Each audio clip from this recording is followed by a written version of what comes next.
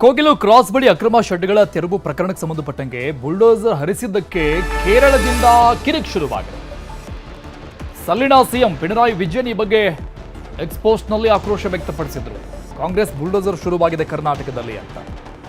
ಅಲ್ಲಿಂದ ಶುರುವಾಗಿತ್ತು. ಬೆಂಗಳೂರಿಗೆ ಬಂದು ಪರಿಶೀಲನೆ ಮಾಡಿರುವುದು ಕೇರಳ ಶಾಸಕ. ಒಂದ್ ಕಡೆ ಕೇರಳ ಶಾಸಕ ಜಲೀಲ್ ನಿಯೋಗ ಭೇಟಿ ಕೊಟ್ರೆ, ಮತ್ತೊಂದು ಕಡೆ ಸಿಎಂ ಇಬ್ರಾಹಿಂ ತಂಡವು ಕೂಡ ಪರಿಶೀಲನೆಗೆ ಮುಂದಾಗ್ತಾರೆ. ಇನ್ನೊಂದು ಕಡೆ ಸರ್ಕಾರದ ವಿರುದ್ಧ ಬಿಜೆಪಿಯವರ ಆಕ್ರೋಶ ಮುಂದುವರಿತಾ ಇದೆ. ಅಕ್ರಮವಾಗಿ ಸರ್ಕಾರಿ ಜಾಗವನ್ನ ಒತ್ತುವರಿ ಮಾಡಿಕೊಂಡಿದ್ರು ಅಂತ ಸಿಎಂ ಡಿಸಿಎಂ ಆದಿಯಾಗಿ ಎಲ್ಲರೂ ಹೇಳ್ತಾ ಇದ್ದಾರೆ. ಆದ್ರೂ ಕೋಗಿಲು ಅಕ್ರಮ ಕಟ್ಟಡಗಳ ತೆರವು ಪ್ರಕರಣ ರಾಜಕೀಯ ತಿರುವನ್ನ ಪಡೆದುಕೊಂಡಿದೆ. ಅಕ್ರಮ ಅಂತಿದ್ರೆ ಅಲ್ಲಿಗೆ ಬಿಡಬಹುದಾಗಿತ್ತು, ಬಟ್ ರಾಜಕೀಯ ಬೆಳವಣಿಗೆ ಆಗ್ತಾ ಇದೆ ಪ್ರತಿದಿನ ಕೂಡ. ಹಾಗಿದ್ರೆ ಸಚಿವರು, ಬಿಜೆಪಿ ಶಾಸಕರು ಈ ಘಟನೆ ಬಗ್ಗೆ ಏನಂದ್ರು ನೋಡ. ನೋಡಿ, ಏನಕ್ಕೆ ಅವರು ಏನು ತಂತ್ರಗಾರಿಕೆ ಅಥವಾ ಇತ್ಯಾದಿ ಎಲ್ಲ ನೀವು ಅವ್ರನ್ನೇ ಕೇಳಬೇಕಾಗಿದೆ. ಆ ಪಕ್ಷ ಆಡಳಿತದಲ್ಲಿದೆ, ಅವ್ರನ್ನೇ ಕೇಳಬೇಕಾಗಿರೋದು ಅತಿ ಅವಶ್ಯ. ಆದರೆ ಇಷ್ಟಂತೂ ನಿಜ, ನೀವು ಕಾನೂನಾತ್ಮಕವಾಗಿ ಮುಂದುವರಿದಿದ್ರೆ ಒಳ್ಳೆಯದು. ಕಾನೂನು ದೃಷ್ಟಿಯಲ್ಲಿ ಎಲ್ಲ ಕೆಲಸಗಳು ಆಗಬೇಕಾಗಿದೆ. ಅಕ್ರಮನೋ ಅದು ಅಧಿಕೃತನೋ ಅದು ನಮ್ಮ ನ್ಯಾಯಾಲಯ ತೀರ್ಮಾನ ಮಾಡುತ್ತೆ, ಅಥವಾ ಸೂಕ್ತ ಅಧಿಕಾರಿಗಳು ತೀರ್ಮಾನ ಮಾಡ್ತಾರೆ. ಅವರ ಸಲಹೆ ಅಥವಾ ಅವರ ಒಂದು ವರದಿ ಪ್ರಕಾರ ನೀವು ತೀರ್ಮಾನ ತಗೊಳ್ಳಿ. ನೋಡಿ, ನಾನು ಕಾಂಗ್ರೆಸ್ಸಿನ ತಂತ್ರಗಾರಿಕೆ ಬಗ್ಗೆ, ಅವ್ರ ಮನಸ್ಸಿನಲ್ಲಿ ಇರ್ತಕ್ಕಂಥ ಆಲೋಚನೆ ಬಗ್ಗೆ ನಾನು ವಿವರಿಸೋದಕ್ಕಾಗಲ್ಲ. ಅವ್ರ ನಾಯಕರಿದ್ದಾರೆ, ನೀವು ಅವ್ರನ್ನೇ ಕೇಳಬೇಕಾಗಿದೆ. ನಾವು ಹೇಳ್ತಾ ಇರೋದು ಕಾನೂನಾತ್ಮಕವಾಗಿ ಕೆಲಸ ಮಾಡಿ, ನಮ್ಮೆಲ್ಲರ ಬೆಂಬಲ ಇದೆ. ಕಾನೂನು ಎಲ್ರಿಗೂ ಒಂದೇ. ಕಾನೂನು ಇದು ಒಕ್ಕೂಟದ ವ್ಯವಸ್ಥೆಯಲ್ಲಿ ಈ ರಾಜ್ಯದವರು ಇಲ್ಲಿರ್ತಾರೆ, ಆ ರಾಜ್ಯದವರು ಅಲ್ಲಿರ್ತಾರೆ, ಎಲ್ಲ ಕಡೆನೂ ಇದ್ದಾರೆ. ಬಟ್ ಆದರೆ ಅಲ್ಲಿ ಕಾರ್ಪೊರೇಷನ್ ಲೆವೆಲಲ್ಲಿ, ಆ ಕಾರ್ಪೊರೇಷನ್ ವ್ಯಾಪ್ತಿನಲ್ಲಿ ಈಗ ನಮ್ಮಿಂದ ಹೋಗಿ ಕೇರಳದಲ್ಲಿ ಮನಸ್ಸಿಗೆ ಬಂದಂಗೆ ಮಾಡಲಿಕ್ಕಾಗತ್ತಾ, ಅಥವಾ ತಮಿಳ್ನಾಡಲ್ಲಿ ಮಾಡಲಿಕ್ಕಾಗತ್ತಾ? ಸೊ ಅದು ಆ ಕಾರ್ಪೊರೇಷನ್ ಇದೆ, ಅಲ್ಲಿ ಆಡಳಿತ ಇದೆ, ಅಲ್ಲಿ ಕಾನೂನು ವ್ಯವಸ್ಥೆ ಇದೆ, ಅದು ನೋಡ್ಕೊತಾರೆ.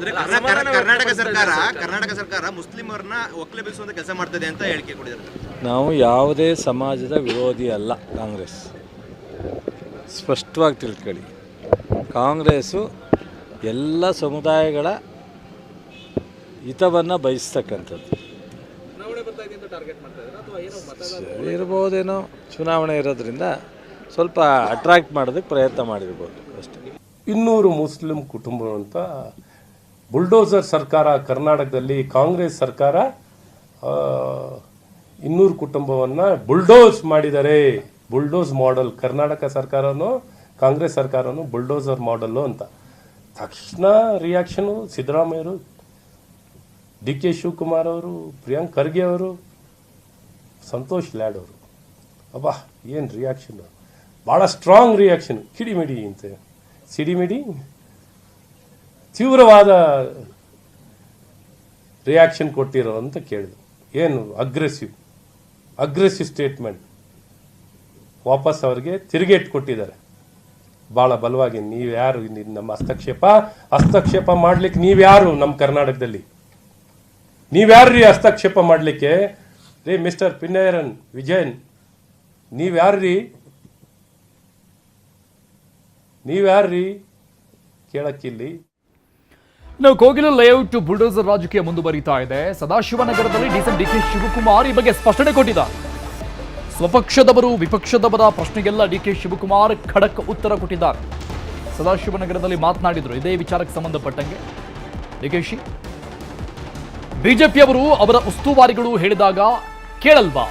ಹಾಗೆ ಕೆ.ಸಿ. ವೇಣುಗೋಪಾಲ್ ಹೇಳಿದ್ದಾರೆ, ಅವರಿಗೆ ಹಕ್ಕಿದೆ. ಆದರೆ ಕಾನೂನು ಎಲ್ಲರಿಗೂ ಒಂದೇ ಅಂತ ಡಿಸಿಎಂ ಡಿ ಕೆ ಶಿವಕುಮಾರ್ ಆಗಿರುವಂತಹ ಬೆಳವಣಿಗೆಗೆ, ಆಗ್ತಾ ಇರುವಂತಹ ರಾಜಕೀಯ ಬೆಳವಣಿಗೆಗೆ ತಿರುಗೇಟನ್ನು ಕೊಟ್ಟಿದ್ದಾರೆ. ಕಾನೂನು ಎಲ್ಲರಿಗೂ ಒಂದೇ ಅಂತ ಹೇಳಿದ್ದಾರೆ. ನಾಳೆ ಸಿಎಂ ಇದ್ರ ಬಗ್ಗೆ ಒಂದು ಮೀಟಿಂಗ್ ಕರೆದಿದ್ದಾರೆ ಅಂತಾನು ಡಿ ಕೆ ಶಿವಕುಮಾರ್ ಸ್ಪಷ್ಟಪಡಿಸಿದರು.